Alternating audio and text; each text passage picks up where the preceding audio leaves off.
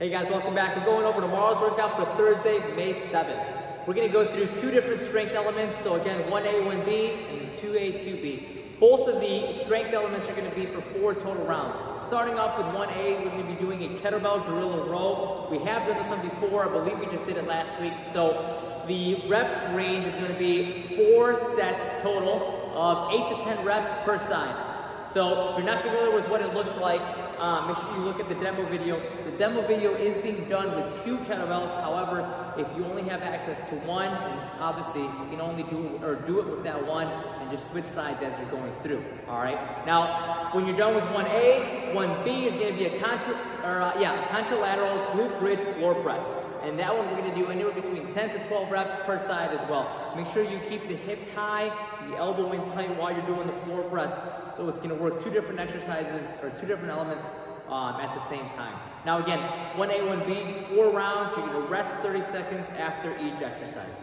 Going into 2A, 2B. 2A is going to be a plank pull through. You're going to be doing the exercise for 60 seconds. Again, we've been doing this one for the last few weeks, so you should be familiar with what it is. Make sure that you're throwing the dumbbell further out past the shoulder, and you're not just pulling through a couple of inches, but you're really reaching for it. Obviously, that's going to tax the obliques a little bit more on the side of the abs. However, the goal is always to be as firm and square to the floor as possible. Now, when you're done with your 60-second plank pull through, we're going to do dumbbell or a kettlebell overhead tricep extension, and that one we're just going to do anywhere between 8 to 12. So you can hold on to one dumbbell or one kettlebell. Just going to keep the abs engaged, and you're just going to be hinging at the elbow, right? Going all the way out. Make sure you're locking out the tricep, holding it for a second, and then really lengthening the tricep as you come back down. That one we're going to go, like I said, anywhere between 8 to 12 reps. And that one you are doing it with two arms, so you don't have to switch sides.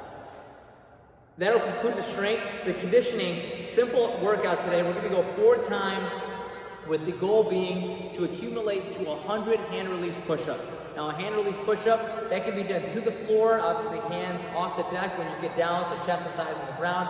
That can also be done to a bench or to a target, anything you might have. The difference, or the hardest part when you go to an object that's going to be a little bit elevated, really try to fight to keep the abs engaged, right? So don't let your hips sag, especially when you're releasing the hands off of whatever target you have on there.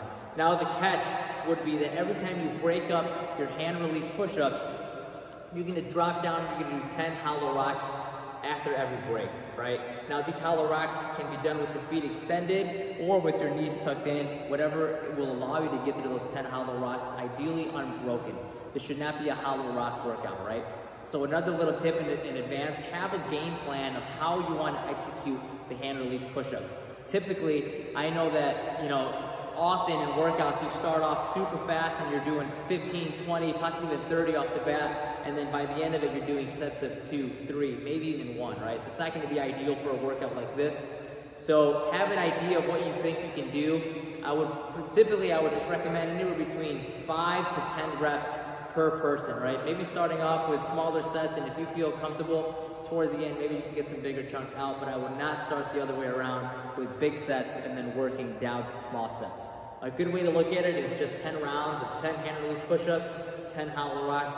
Not only does it give you an amplified amount of rest for your chest to do 10 reps in a row, however, you'll also get a nice ab workout just by knowing you're going to do 10 hollow rocks every time you break. So you can look at it as a little bit of a reward. My recommendation, let me know what you guys end up doing ultimately and how it goes for you. Now regarding the actual warm-up, we're going to have 2 different elements. Number 1, we're just going to foam roll the upper body for about 3 to 5 minutes. Make sure you're going over the lats, the triceps, even the upper part of the back. After that, we're just going to go through this 2 rounds, everything with a band. Again, prepping the upper back. 10 banded dislocates, 20 banded pull aparts. Keep the elbows locked down. This should be done relatively quickly. You're going to fire the upper part of the back, and that's fine. And then finishing off with 30 tricep pushdowns. So tie the band just above your head to anything you might have that's fixed, and then keep the elbows in tight. Again, these banded reps should all be done relatively quickly, so stay fast. And you're going to get more out of it if the band tension is a little bit on the lighter end, allowing you to work fast rather than the band being super heavy, allowing you to work slow, right? The goal is not necessarily to find a max set of 30 banded pushdown to the point where you're going super slow. The goal is to be fast, work on connective tissue, and just prepping the central nervous system for the actual workout. All right, guys, that'll conclude today's video for tomorrow's workout for Thursday. Enjoy the workout. Hopefully, I'll see you guys soon. Take care.